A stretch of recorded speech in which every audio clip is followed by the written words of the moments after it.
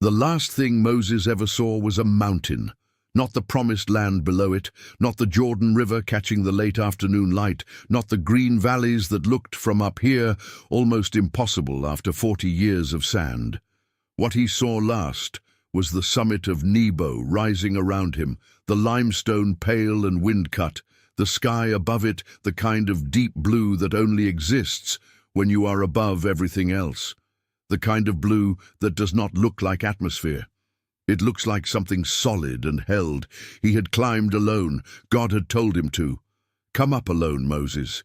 Die here alone. Be buried here in a valley I will not name, in a location no one will ever find. He was 120 years old, and the text says his eyes were not dim and his strength had not failed. He could still see every village in the valley below. He could still feel the cold coming off the desert to the east. He could still hear the wind pulling at the edges of his robe, the same desert wind he had been hearing for 80 years, first as a boy on the margins of the Nile, then as a fugitive in Midian, then as a man standing in front of burning bushes and pharaohs and walls of water and pillars of fire. He had led 2 million people for 40 years. He had spoken with God, face to face, as a man speaks with a friend. He had stretched a staff over the Red Sea and watched the water stand up on either side like walls of something that was no longer water. He had gone up into fire and cloud on Sinai and come back down holding the law of the universe in his hands, his face so bright that his own people could not look at him directly, and he had to wear a veil to walk among them. A veil over his own face, in his own camp. And now he was standing on a mountain by himself, looking at the land he would never enter, waiting to die. Somewhere in the camp below, the people had no idea this was happening. God had told him, "You will see the land, but you will not go in," because of the water, because of the rock, because of the moment at Meribah when Moses struck instead of speaking, when the pressure of 40 years of complaint and crisis and near mutiny broke something in him that had never fully healed. One moment, one strike of a staff against stone, and the consequence was this: a perfect view from above, and not one step across the river. The book of Deuteronomy records Moses standing on Nebo. It records God showing him everything, the full panorama, the complete inheritance of what his people would receive after he was gone. Gilead as far as Dan, all of Naphtali, the land of Ephraim and Manasseh, all the land of Judah as far as the western sea, the Negev, the plain of the valley of Jericho below, the city of palms gleaming in the distance, all of it spread out in the afternoon light like a table set for someone else. A gift and a grief at exactly the same moment. Moses looked at all of it. He looked for a long time, and then, in 3 words, Deuteronomy 34:5, the text says, "So Moses, the servant of the Lord, died there in the land of Moab, according to the word of the Lord." There, not in Egypt, not in the wilderness, not crossing the river with his people, not planting his staff in the soil of the promised land, not dying surrounded by a nation that had arrived. There, alone, on a mountain, looking at something he could not have. And then God buried him. Verse 6 says the Lord buried him in a valley in the land of Moab, opposite Beth Peor, and that no one knows the location of his grave to this day. No one knows. Think about what that phrase actually means. Think about who is saying it. The author of Deuteronomy, writing about the greatest figure in the entire Hebrew tradition, the man through whom the entire covenant came, the man whose face shone after speaking with God, the man the text explicitly says was more humble than anyone on the face of the earth, more than anyone before him or after him. This man was buried in an unmarked grave, in an unknown valley in enemy territory by God himself. No monument, no memorial stone, no inscription carved into the limestone of a cliff, no marked path up Nebo that pilgrims could follow. Nothing.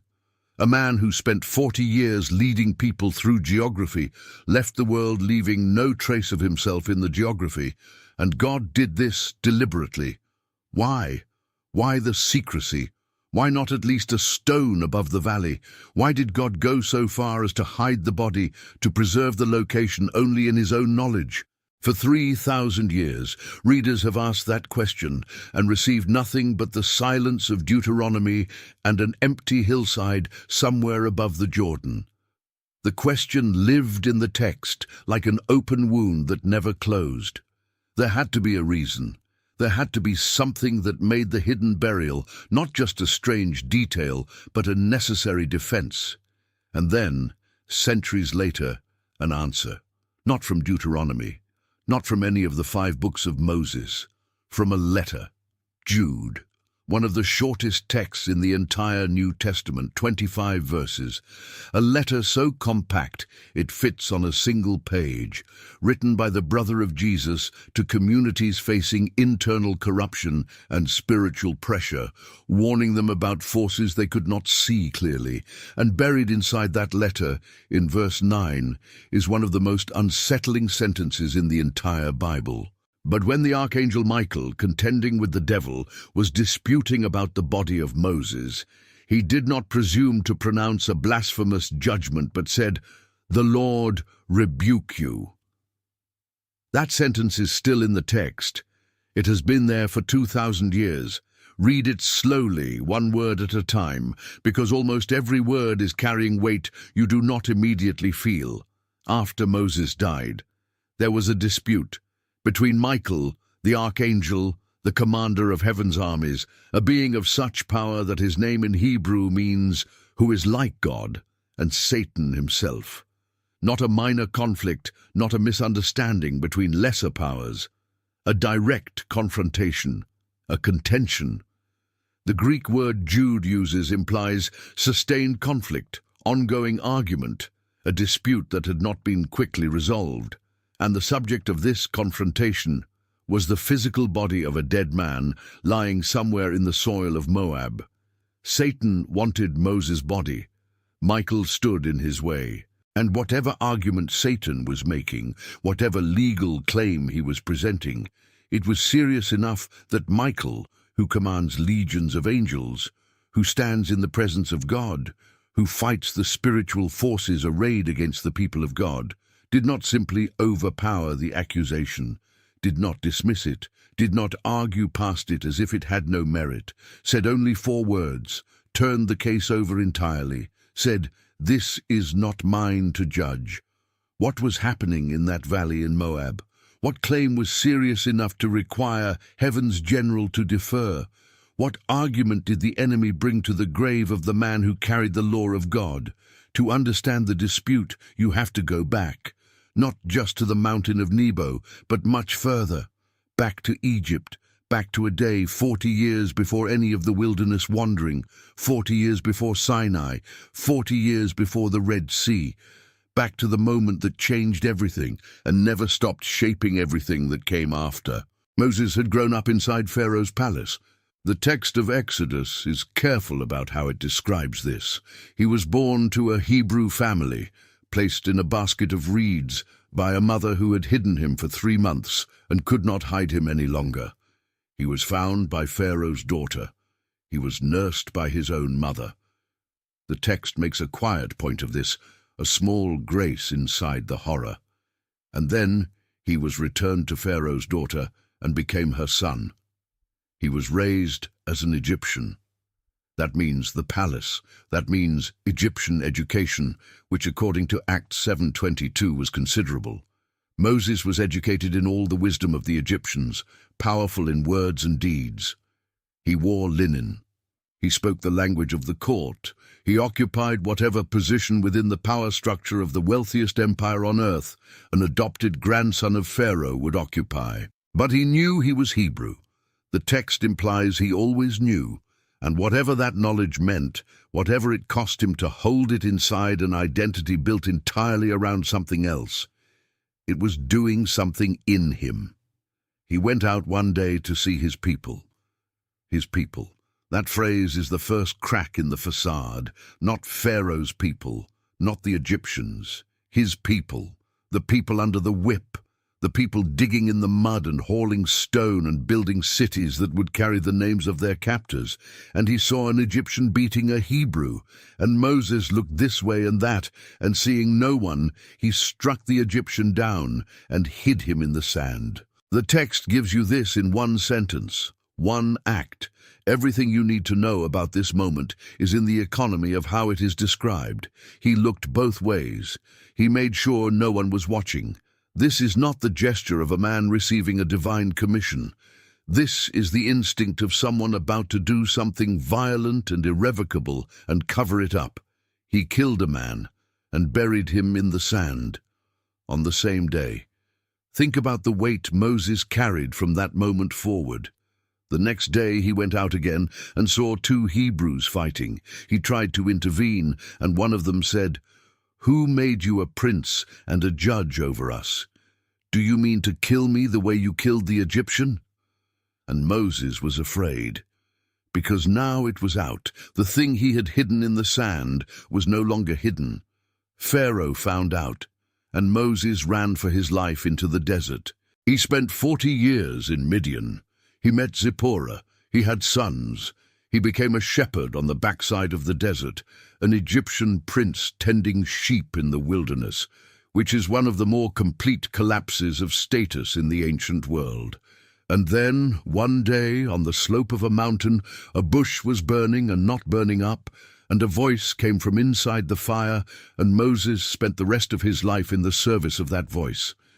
But the thing that happened in Egypt, the body in the Egyptian sand, was never erased. It was never removed from the record.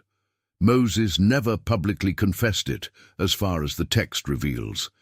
It never comes up again as a charge or a grief he processes in the narrative. It sits there in Exodus 2 in one quiet sentence, and the story moves forward. The murder is in the record. And before we sit with what that means at the grave in Moab, we need to understand exactly who Satan is in the structure of the Hebrew legal and spiritual imagination, because the Western image of Satan, the red horns, the chaos monster, the embodiment of pure disorder, is almost nothing like the figure who appears at Moses' grave. The Hebrew word ha-Satan means the adversary, the opponent. More specifically, in the legal framework of the ancient Near East, the prosecutor, the one whose function is to bring accusations before the divine court, to present evidence of wrongdoing, to argue for the penalty that the law requires. This is the Satan who appears in the book of Job. He comes before God with the sons of God, in the divine assembly, the heavenly court, and God points to Job. "Have you considered my servant Job? There is no one like him on the earth." And Satan says, "Of course he serves you. Look at what you have given him. Remove the protection and the blessings, and he will curse you to your face." He is not attacking randomly. He is presenting a case. He is functioning as a prosecutor who believes the defendant's righteousness is circumstantial, bought by comfort, and will collapse under pressure. This is also the figure in Zechariah 3 who stands at the right hand of Joshua the high priest, while Joshua stands before the angel of the Lord, Joshua's filthy garments representing the sin and shame he carries. And Satan is there to accuse him, to say, "Look at the record. Look at what he is wearing. Look at what is on him." The accusation is the garment. In both of those appearances, the pattern is the same. Satan is not simply evil for the sake of it. Satan is operating within a framework of law, of cause and consequence, of transgression and penalty. He is arguing that the record demands a verdict, and the record of Moses is not clean. A man killed in Egypt, buried in sand, never brought to justice in any human court. A crime committed before Moses ever received the law. A crime that was, in the most terrible irony possible, a violation of the very commandment Moses would later carry down from Sinai in his hands. "You shall not murder." Moses murdered and hid the evidence and ran from the consequences, and 40 years later received the law against what he had done. And then there is Meribah, Numbers 20, The congregation had no water. They were thirsty. They were complaining, as they had been complaining for 40 years, rotating the subjects of complaint through thirst, hunger, the menu, the leadership, the destination, the pace. And God told Moses to take the staff and speak to the rock, and water would come out. Moses took the staff. He gathered the people. He struck the rock twice, hard enough that water poured out, and the congregation and their livestock drank. And God said, "Because you did not believe in me to uphold me as holy in the eyes of the people of Israel, therefore you shall not bring this assembly into the land that I have given them." Moses knew what that meant. He had spent 40 years believing in something, 40 years of hunger and rebellion and walking and loss and arguments with God and arguments with the people, and one dead Egyptian already in the record. He had been so close. He could see the Jordan from here. He could see the cities. He struck the rock instead of speaking because something in him, something exhausted and human and at the end of what it could hold, chose force over trust for one moment in 40 years. And that was enough. Moses dies at Nebo carrying two things the law condemns him for: a killing in Egypt, a disobedience in the wilderness, and the law, the very law he received, the very law he carried for 40 years, the very law that defined him and his entire life and his entire relationship with God, says these things have consequences. Satan at the grave is not raving. He is making a legal argument. He is presenting a case to the highest court that exists. The body in the valley belongs to me. He lived under the law. He died under the law. And the law, by its own terms, gives me the wages of what he did. Pause here. Because there is a detail in this accusation that makes it uniquely devastating, and you will miss it if you move past it too quickly. Satan is not accusing Moses of crimes Moses committed after he received the law. Satan is accusing Moses of crimes Moses committed before he received it, and then pointing to the law itself as the evidence of guilt. You carried the commandments, Moses. You held them in your hands coming down the mountain. They were engraved in stone that you broke on the ground when you found your people worshipping a calf.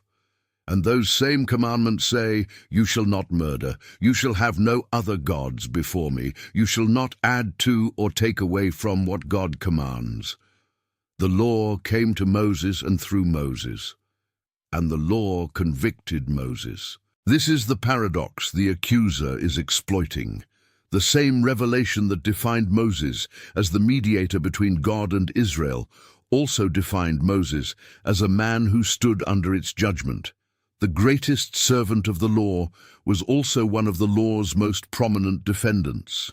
And the law does not make exceptions for its own carriers. It is not moved by resumes or by the number of plagues you have facilitated or the Red Sea you parted.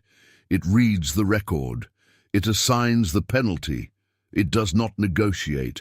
Paul will write about this centuries later in Romans 3:20, that through the law comes knowledge of sin.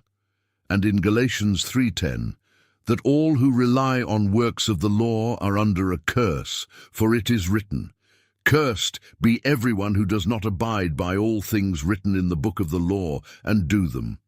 No one, Paul says, is justified before God by the law, including the man who received the law on the mountain, including Moses. This is not Paul undermining Moses. This is Paul saying the same thing that the dispute at Moses' grave implies, that the law cannot save the people it defines, that the law is a faithful mirror that shows you exactly what you are, but a mirror cannot wash what it reflects. Satan at the grave is holding up the mirror, and the reflection is accurate. Now here is where a strange document enters the story. The letter of Jude is quoting something. The dispute at Moses' grave is not found in the Old Testament. Search every book of the Hebrew Scriptures, Genesis through Malachi, and nowhere do you find Michael at the grave, nowhere do you find this confrontation described or even implied. Deuteronomy ends with Moses dead and buried, and no one knowing where. The silence that follows is total. Jude is drawing on a source outside the canon. Scholars have identified that source almost certainly as a Jewish text known by two names, the Assumption of Moses, or alternatively, the Testament of Moses. It is an apocryphal work, meaning it was preserved and circulated among Jewish communities, but not included in the authoritative Hebrew canon, believed to have been written somewhere between 200 BCE and 100 CE, approximately. It survives in a single Latin manuscript, discovered in a library in Milan in 1861, translated from a Greek text that no longer exists, which was itself translated from an original Aramaic or Hebrew source, also no longer extant. That is how fragile the chain of transmission is. One manuscript, in Latin, of a translation, and even that manuscript is incomplete. The text breaks off. The ending is missing. The very section that scholars believe described the confrontation between Michael and Satan at the grave, the passage Jude is quoting, is gone. The Latin manuscript ends in the middle of a sentence and does not resume, which means the most detailed description of what happened at Moses' grave exists only in the mouth of Jude. The source is almost entirely lost. What we have of the ending is only what a first-century writer thought was true enough, reliable enough, important enough to put in a letter that would become scripture. Jude was not inventing, he was citing. He was treating this tradition the way a careful historian treats a source. Here is the text, here is the event, here is what it means for your situation right now. The dispute was real, the confrontation happened, and what happened in it tells you something about the shape of the spiritual world you inhabit. But here is the question that the text itself raises and never lets go of. If Satan had a genuine legal case, if Moses' record was as compromised as the accusation suggests, why does the dispute end with 4 words and not with a verdict in Satan's favor? Why didn't Satan win? To answer that, you have to sit very carefully with what Michael does, because what Michael does, what he refuses to do, is just as important as what he says.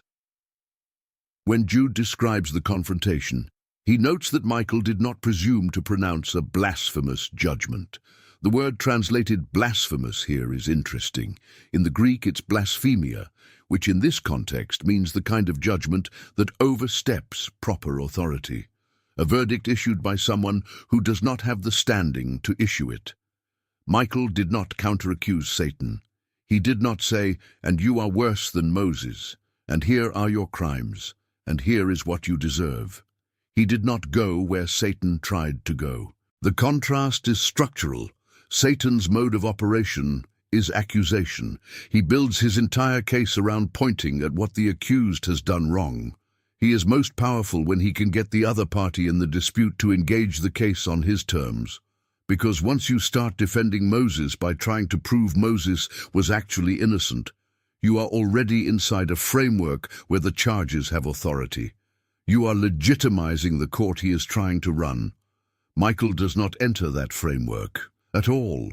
He says, "The Lord rebuke you," 4 words, and in those 4 words is a refusal to operate on the accuser's terms that is so complete and so precise that it functions as its own kind of devastation. Before we go further, hold for a moment the full weight of what Michael could have said, because the restraint of 4 words only means something if you understand what 4,000 words would have looked like. Michael could have said Moses was forgiven, because there is evidence of that. When Moses cried out at Meribah, when God pronounced the sentence and Moses accepted it, when Moses wrote it down in Deuteronomy and kept leading the people anyway for decades more, God did not stop speaking to Moses. God still showed up in the tent of meeting. God still gave Moses the words of the final 3 sermons in Deuteronomy, 46 chapters of some of the most sustained theological speech in the entire Bible. God still showed Moses the land from Nebo as an act of grace. You do not show someone a gift in the moment of death if you have discarded them. God was with Moses at the end. That means something about the state of the relationship. Michael could have said, Moses was faithful for 40 years against extraordinary pressure. He could have produced a counter-record, the burning bush, the 10 plagues, the crossing of the sea, Sinai, the tabernacle, the intercession after the golden calf, when Moses stood between God's wrath and 2 million people and said, "If you will destroy them, blot my name out of your book first." The intercession alone in Exodus 32 is one of the most astonishing acts of human courage anywhere in the text. Moses put his own name on the line for people who had just betrayed everything. Michael could have said, Moses was the most humble man on the face of the earth, as Numbers 12:3 records. He had the patience of a man who understood that he was not the point. There is a case for Moses. It is long and it is detailed and it is moving. Michael says none of it, because none of it changes the structure of the problem. A counter-record does not erase the original record. A long list of faithfulness does not undo the Egyptian in the sand. And the moment you engage the accusation on the level of competing records, my evidence against your evidence, my case against your case, you have already accepted the framework in which the accuser operates. You are arguing inside his court. You are playing by his rules. Michael refuses the rules. Let's stay with the phrase. In Hebrew thought and practice, when someone was rebuked in the context of the divine court, it was not a scolding. It was a judicial ruling. The Greek word epitimao carries the force of authoritative censure, a superior power speaking into a situation and reclassifying it, shutting down a course of action by the authority of superior standing. In Zechariah 3:2, when God rebukes Satan at the trial of Joshua the high priest, the rebuke comes immediately after God says, "Is not this a brand plucked from the fire?" Meaning, this person has already been through judgment and been pulled out. The circumstances have already been addressed. The accusation is speaking to a situation that has already been decided. Michael at Moses' grave is doing the same thing. He is not saying the charges are false. He is saying the charges are irrelevant to the outcome, because the outcome has already been determined by someone who has authority over both the accuser and the accused. God has claimed Moses. God has buried Moses himself. God has hidden the location. God has made a decision that this grave is not subject to any claim, and the only word that matters in this dispute is not the accuser's word, not the defender's word, but God's word. The Lord rebuke you, which means I am not the judge here. You are not the judge here. The judge has already ruled, and his ruling stands without my argument because it is his ruling. This is the theology of the 4 words, not merely a clever rhetorical move, not simply a way to avoid engaging a difficult argument, a statement about the nature of divine authority and what it means for the accusation to be overruled, not on the basis of counter-evidence, but on the basis of jurisdiction. And here is what God's jurisdiction over Moses looks like in practical terms. God buried Moses with his own hands. There is something startlingly intimate in this detail that the text drops in Deuteronomy 34 and then moves on from as if it is not remarkable, which it absolutely is. God does not send an angel to handle the burial. God does not instruct Joshua to go find the body and prepare it honorably. God does not allow the Israelites to hold a procession, to bring spices, to wrap the body in linen and weep over it properly. God himself buries Moses. What is the last act of love you perform for someone you have lost? You care for the body. You wash it. You wrap it. You place it in the ground. You stand over it. You are present at the moment it returns to the earth. This is an act of profound intimacy across every culture in human history. To be the one who buries the dead is to claim the dead as yours. To say, this person belongs in my care even now, especially now. God buries Moses, and God hides the grave. The hiddenness is not carelessness. It is not neglect. It is not the disrespectful disposal of someone who failed too badly to deserve better. It is protection. Before the dispute that Jude describes even begins, the location of the body is unknown. Before Satan can organize his argument and present his case, the body is already in God's keeping, and the address is not on any map. Satan arrives at the grave, and there is a guardian already there. Not a soldier standing watch over a visible tomb, an archangel present at a location the enemy cannot find, guarding something the enemy cannot point to, sustaining a defense that was established the moment Moses closed his eyes on Nebo. The hiddenness is the first answer to the accusation. You can't claim what you can't locate. The second answer is Michael. The third is the rebuke. The fourth, and this is the one that Jude's entire letter is building toward, is what happens centuries later on a different mountain, in a different light, witnessed by three fishermen who would never in their lives forget what they saw. But before we get to that mountain, we need to stay in Jude's letter for a moment, because Jude is not telling the story of Moses' grave as ancient history. He is telling it as a present warning. The letter of Jude is written to a community under pressure. Verse 4, certain people have crept in unnoticed. They are distorting the grace of God into sensuality and denying our only Master and Lord, Jesus Christ. They are troublemakers who have come inside the gathering, people who have brought something corrupting with them under the cover of belonging. Jude calls them grumblers, malcontents, following their sinful desires, loud-mouthed boasters, showing favoritism to gain advantage. They are causing division, and Jude wants his readers to understand the spiritual reality behind what looks like a social problem.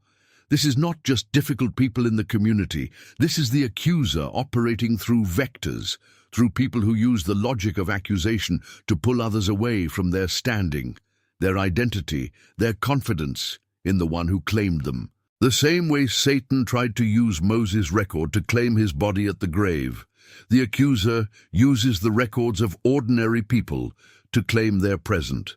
Here is what you did. Here is your Egypt. Here is your Meribah. Here is the thing you buried in the sand and hoped no one would find.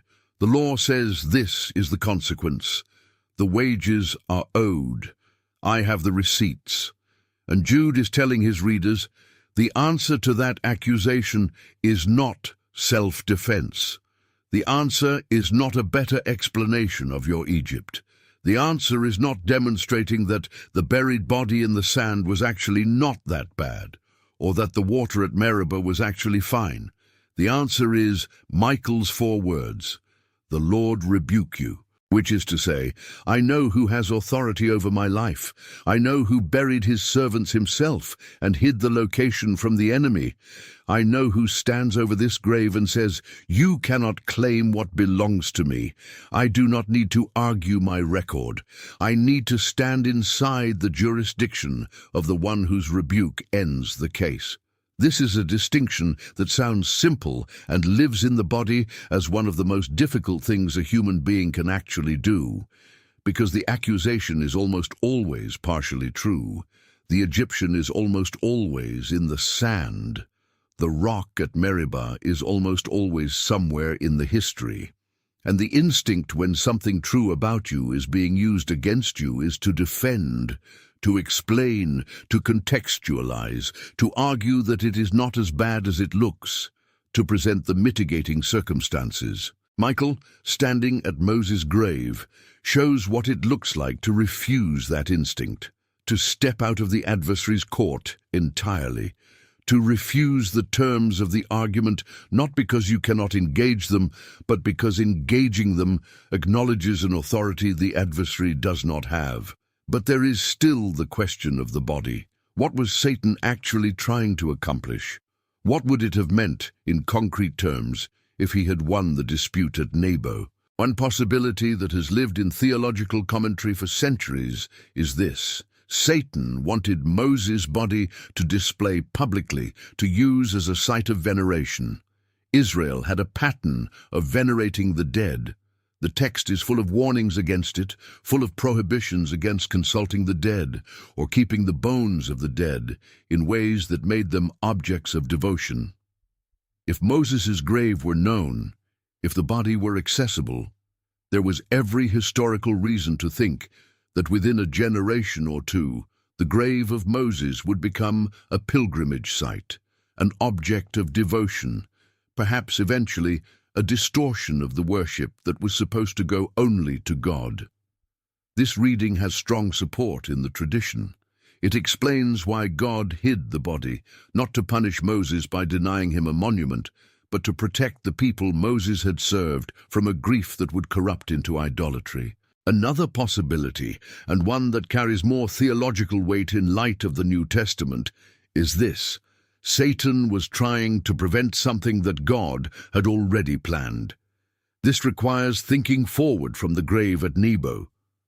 Moses did not stay dead in the ordinary way, or rather, whatever happened after the burial was not the end of the story in the way that burial usually is the end of the story. And the proof of that is what happened on a mountain in Galilee, centuries after Nebo, Matthew 17, Mark 9, Luke 9. 6 days after a conversation in which Jesus predicted his own suffering, death, and resurrection, a conversation that Peter violently rejected and Jesus rebuked him for, Jesus took Peter, James, and John up a high mountain. Tradition and geography suggest Mount Hermon, the highest peak in the region, the mountain that catches snow year-round and can be seen from most of northern Israel on a clear day. And there, in front of the 3 disciples, Jesus was transfigured. His face shone like the sun. His clothes became white as light. Matthew uses the Greek metamorpho.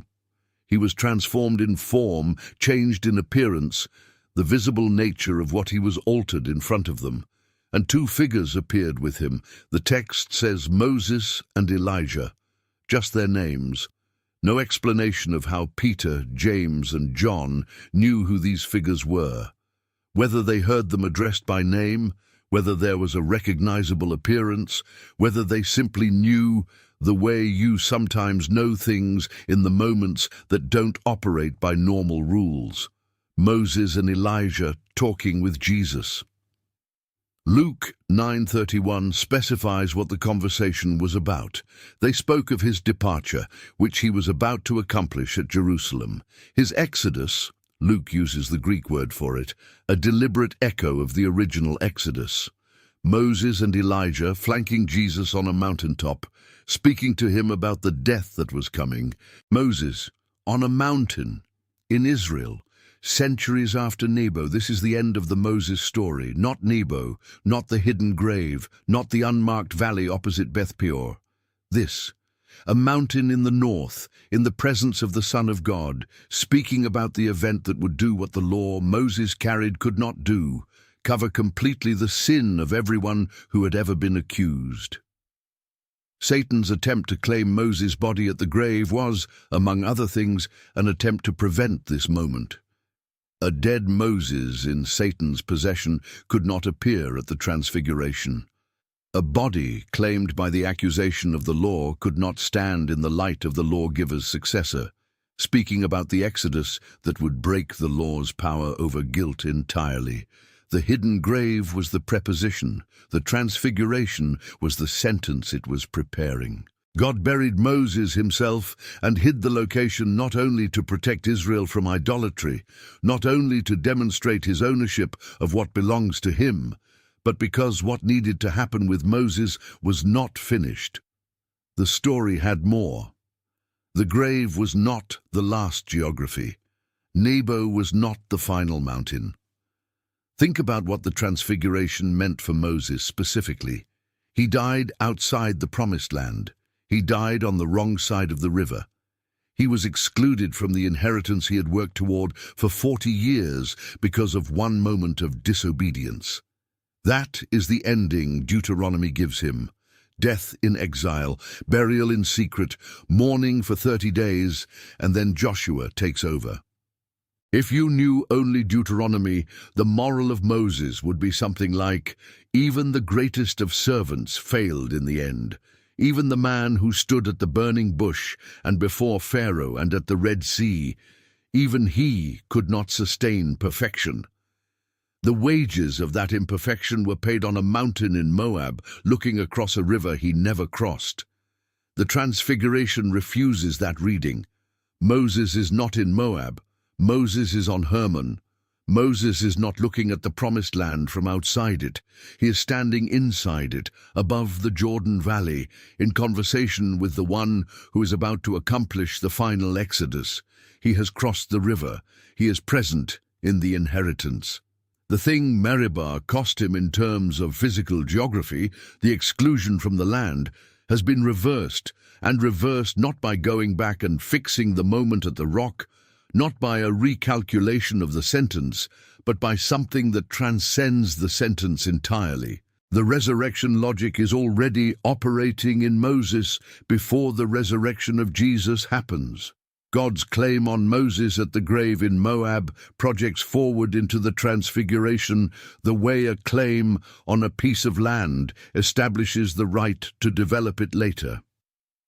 Michael stood at the grave and said 4 words, and those 4 words held the line until God was ready to do what he was always going to do with the body that Satan tried to claim. The wages of sin is death. But God is the one who determines what comes after the wages are paid.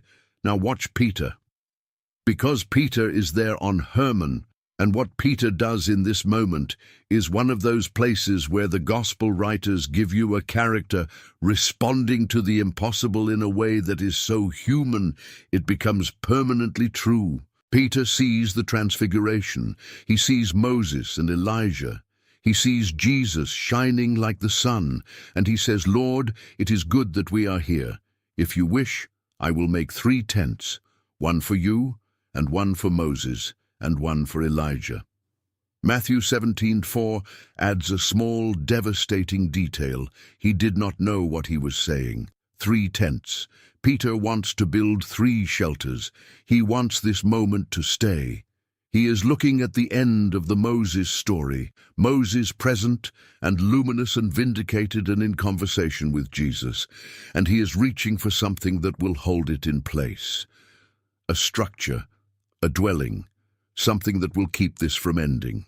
Because here is what Peter is feeling, even if he cannot articulate it. He is standing at the intersection of everything. Moses and Elijah are not simply 2 important historical figures.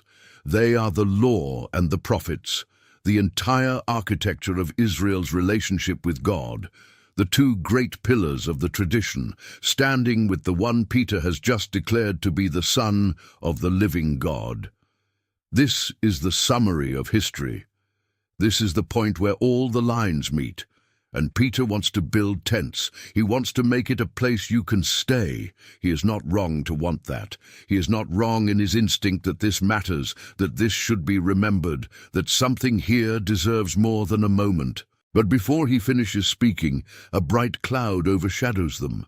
The cloud, the Shekinah, the presence of God that overshadowed the tabernacle in the wilderness, the pillar of cloud that led Israel through the desert, the cloud on Sinai. The cloud comes and swallows the scene, and a voice from inside the cloud says, "This is my beloved Son, with whom I am well pleased. Listen to him." Not 3 equal teachers on a mountaintop. Not, "Here are your 3 pillars, learn from all 3. The law and the prophets are there. They are real, they are present, they matter, but the voice points to Jesus and says, "This is the one whose voice you follow from here. Listen to him." And when the disciples lift their eyes, they see no one but Jesus alone. The vision fades. Moses and Elijah are gone. The mountain is quiet again. The cloud lifts. Peter and James and John are face down in the grass, terrified, and Jesus comes and touches them. In the Greek, the verb is hapto. He makes contact. A small, deliberate touch, his hand on their shoulder or their back, and says, "Rise and do not be afraid." Rise. Do not be afraid. The same words that will be spoken by the angel at an empty tomb in a few weeks. Rise. He is not here. Do not be afraid. Moses was on that mountain. And then Moses was gone, back into whatever form of existence he occupies, between the hidden grave in Moab and whatever comes after the resurrection of Jesus changes the terms for everyone who died under the law. But he was there, seen, recognized, present, in conversation with the one whose death would do what his law never could. Not accuse, but forgive. Not hold the record, but erase it. The accuser at the grave in Moab was trying to prevent this, was trying to claim the body before God could do with it what God intended, was trying to write the end of the Moses story as debt satisfied, wages paid, claim confirmed. The record was the record. The law said what the law said. The Egyptian was in the sand. The rock had been struck twice, and God took Moses' body and buried it himself and hid the grave in a valley no one has ever found, and held that grave against all accusation, and then, on a mountain in Galilee, answered every question about what became of Moses with a display of light that left 3 disciples face down in the grass. That is what became of Moses. The dispute at the grave was not a close call. It was a foregone conclusion that the accuser did not have the information to understand. Satan was making his best legal case to a court in which the judge had already decided, had already moved the body to a location the accuser could not reach, had already planned what would happen on Hermon, centuries before Hermon existed in Moses' story. Michael did not need a long argument. He needed 4 words. Because the case was already closed before it was opened, 2 mountains, 2 moments, separated by centuries of silence. On Nebo, Moses looked at a river he could not cross and died in the hands of the God who loved him too much to give his body to the accusation waiting at the grave. On Hermon, Moses stood in light beside the Son of God and spoke about the death that would make the grave's accusation obsolete for everyone. Both mountains are in the Bible. Most people visit Nebo, the death, the exclusion, the consequence, the wrong side of the river. Very few stay long enough to get to Hermon. Very few hold the 2 together and let the second one do what it does to the first. But that is the shape of the story. Nebo is not the last word. Nebo is the setup for Hermon. The hidden grave is not abandonment. The hidden grave is the preposition of the sentence that ends in light. This is what Jude wants his readers to hold, not as theology that lives in the head and stays there clean and abstract, but as a living reality about the structure of their daily lives and the accusations they face from inside and outside, and from the voices that feel like conscience but function like prosecution. You have a record. Almost everyone who has lived long enough has something buried in the sand, something done in a moment of passion and covered up. Some Meribah where the pressure broke what should have held, some disobedience that carried a sentence, some consequence that still marks the border of what you thought was coming for you. The accuser knows about it. The accuser is very good at finding the Egyptian in the sand and presenting the body at exactly the moment you are most vulnerable to the weight of it. And the answer Jude plants in this tiny letter that almost didn't make the canon, in a single verse citing a lost book about a hidden grave. The answer is not, prove the charges false. The answer is, know whose court you are standing in, know who has claimed you. Know who buries his servants himself and hides the location from the enemy, not because they have no record, but because the record has already been addressed. The Lord rebuke you. Not I am innocent, not the charges are exaggerated, not I have done more good than harm on balance, but the judge has ruled. The claim on my life belongs to someone who has the authority to overrule every accusation you bring to this grave, and he has exercised that authority, and his word stands without my argument because it is his word. This is the shape of faith that Jude is describing. Not confidence in your own record, confidence in the jurisdiction of the one who claimed you before you had a record to present. And the transfiguration is what that jurisdiction looks like when it is allowed to run to its full conclusion. Moses on Nebo looked at a river he could not cross, and waited for a death that came as a gift from the hands of God, who buried him in an unmarked valley and sealed the grave against every legal claim that could be made against him. And then, in God's own time, in God's own way, at the moment that served God's own purposes, brought Moses out of that hidden grave and onto a mountaintop in Galilee, where 3 terrified disciples saw him standing in uncreated light. He crossed the river. Not the Jordan, in the way he always imagined. Something larger, something that made the Jordan look like what it always was, a boundary between 2 pieces of land, and left Moses standing in the kind of territory where the river's location is irrelevant because the inheritance is not geographic anymore. The mountain at the end of Moses' story was not Nebo. The mountain was Hermon. The light was the sun. The conversation was about the exodus that would do for everyone what the hidden grave in Moab did for one man: hold the body against accusation, against the wages the law demands, against every legitimate claim the prosecutor brings to every grave. There will be an empty tomb, and Moses will be the preview of what an empty tomb means for the whole world. God went to the grave in Moab and buried Moses with his own hands. God went to the garden outside Jerusalem and sent an angel to roll the stone away. Both times the accuser stood at the grave. Both times the grave was empty. Both times the only word that mattered came from outside the framework of accusation entirely. If you found something in this story you needed, share it with someone who carries a record they believe defines their ending. And subscribe, because there are more stories in the text that most people never reach. Stories waiting in the footnotes and the margins and the letters that almost didn't survive. They are not finished with you yet. Moses looked at the land from Nebo with eyes that were not dim.